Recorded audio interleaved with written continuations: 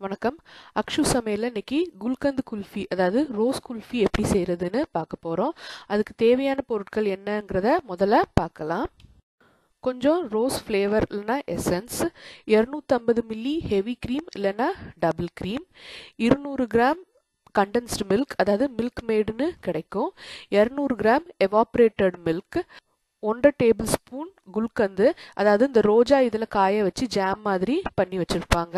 அது முதல்ல ஒரு மிக்சி ஜாரில் இல்லைனா பிளெண்டரில் நம்ம வச்சுருந்த 200 கிராம் இல்லைனா 200 ml evaporated milk, 200 gram condensed milk அதாவது மில்க் மேட்னு நமக்கு இந்தியாவில் கிடைக்கும், அது கூடவே நம்ம வச்சுருந்த 250 மில்லி ஹெவி க்ரீம் இல்லைனா டபுள் க்ரீம் இது எல்லாத்தையும் சேர்த்து மிக்சியில் ஒரு 1-2 நிமிஷம் நல்லா அரைச்சிக்கணும்.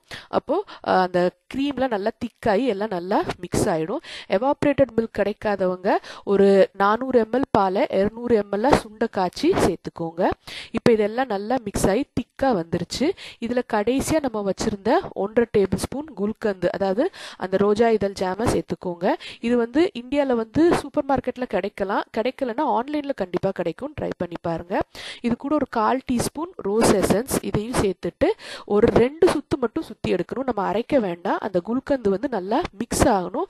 அதே நேரம் அரைப்பற்றாமல் கொஞ்சம் அந்த பீஸாக நமக்கு கிடைக்கணும். அதனால் 2 சுற்றி எடுத்து வச்சிட்டிங்கன்னா குல்ஃபி மிக்சர் தயார்.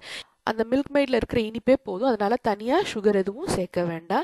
இதை இந்த மாதிரி குல்ஃபி மோல்டில் ஊற்றி ஃப்ரிட்ஜில் 6 மணி நேரமோ இல்லைனா செட் ஆகிற வரைக்கும் வச்சு எடுத்துட்டிங்கன்னா அருமையான சிம்பிளான ரோஸ் குல்ஃபி தயார். இந்த மோல்டு இல்லாதவங்க சும்மா டப்பாவில் கூட ஊற்றி வச்சு அதுக்கப்புறம் நீங்கள் ஸ்கூப் பண்ணி ஐஸ்கிரீம் மாதிரி எடுக்கலாம். செட் ஆனதுக்கப்புறம் கொஞ்சம் சுடுதண்ணியில் நனைச்சி எடுத்திங்கன்னா ஈஸியாக வந்துடும்.